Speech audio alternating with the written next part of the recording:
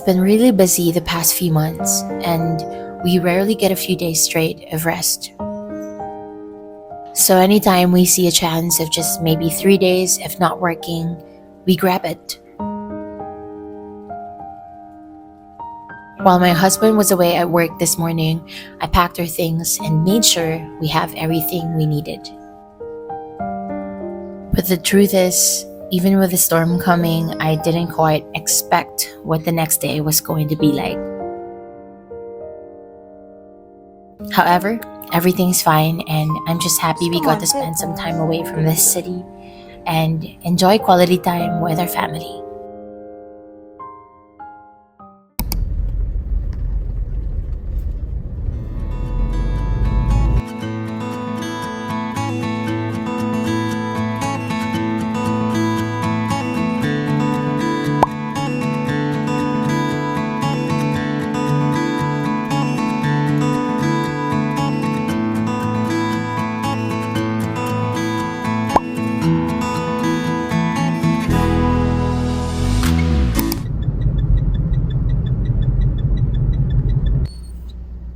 When we got home that night, the wind was getting stronger.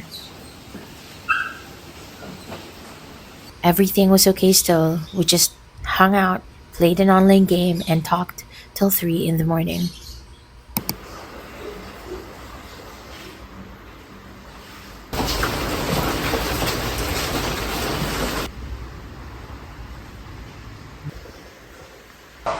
Hi guys, it's 11 in the morning.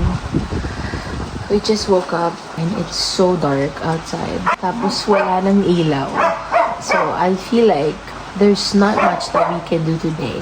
I was supposed to, I was planning to clean today kasi nga we get the whole day free. Pero since walang tubig at saka walang kuryente, there's not much I can do. So, just gonna chill, I guess, and wait na magkaroon na ng kuryente. Lamig.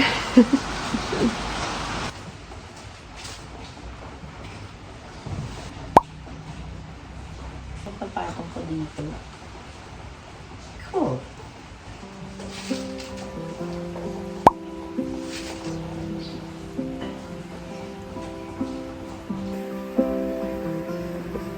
Kasi si Hagar, servant lang naman yan eh.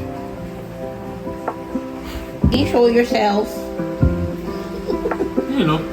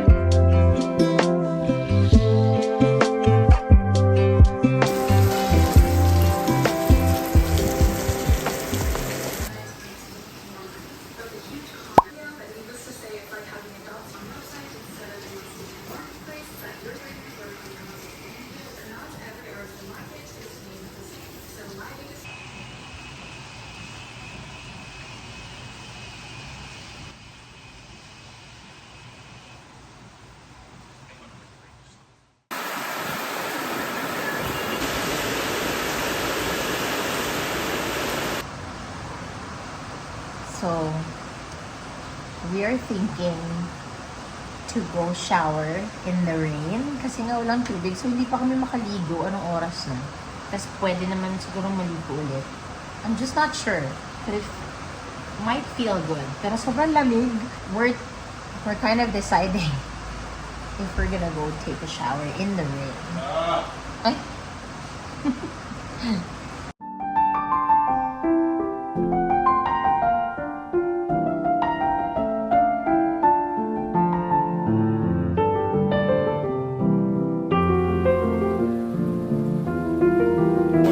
Ready ka na?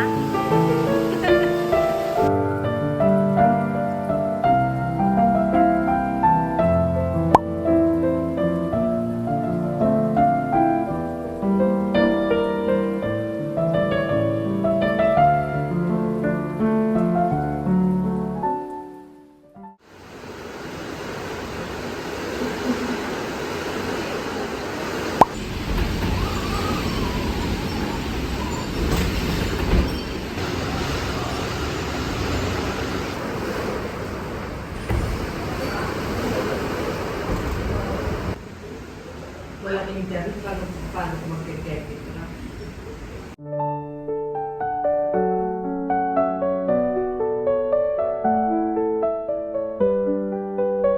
Kasi walang kuryente, baka mamaya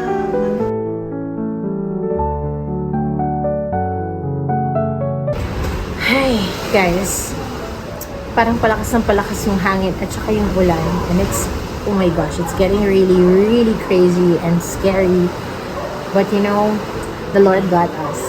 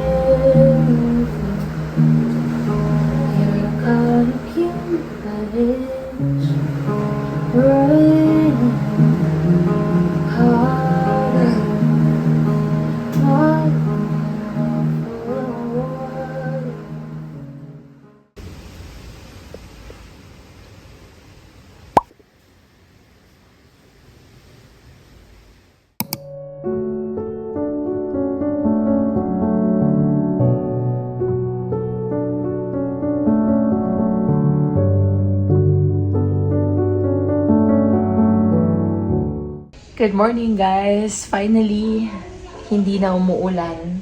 Pero, malakas pa rin yung hangin. Pero for sure, dumaan na yung bagyo. Ay, pero wala pa rin kuryente at tubig. So, we were thinking of going to Tagaytay. Hopefully, bukas yung pwedeng pagruman ni Ulap. Kasi sobrang dumi niya na hindi pa siya nakakapag... Sorry rin pala sa, sa aking buhok. I just don't care. Yeah, that was our plan, to go to Tagaytay later. It's 7 something, 7 a.m. Huh? Buti na lang hindi na umuulan.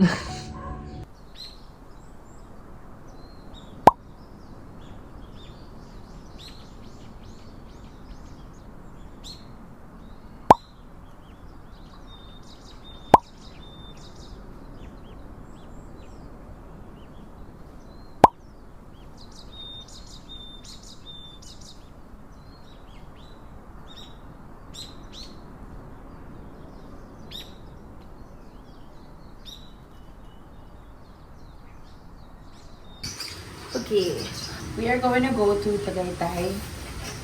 Tutuloy na namin. It's 8:30. May araw na, guys. I'm so happy. You've seen the aftermath of the storm. Hopefully, hindi na bumalik yung ganun kalakas. Pero, I might do some cleaning today if hindi na, kapag mas better na yung weather. But for now, we're gonna go to Tagaytay and see kung meron bukas for Ulap's grooming. Let's see ang loob. Oh, look at this.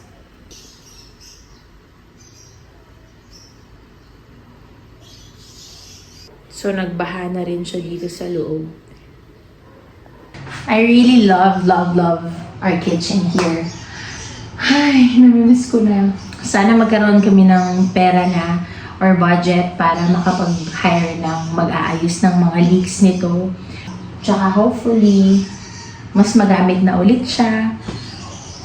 I don't know, I just love this kitchen so much.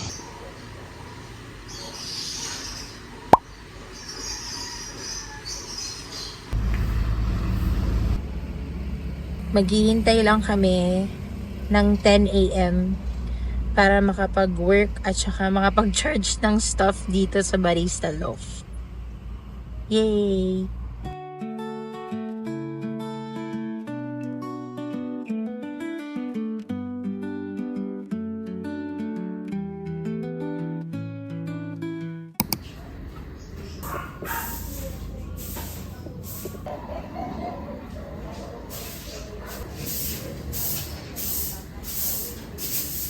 Good morning, guys! It's our last day here in Cavite. And finally, our day is perfect. The weather is really nice. I just love it that we get to experience this kind of day.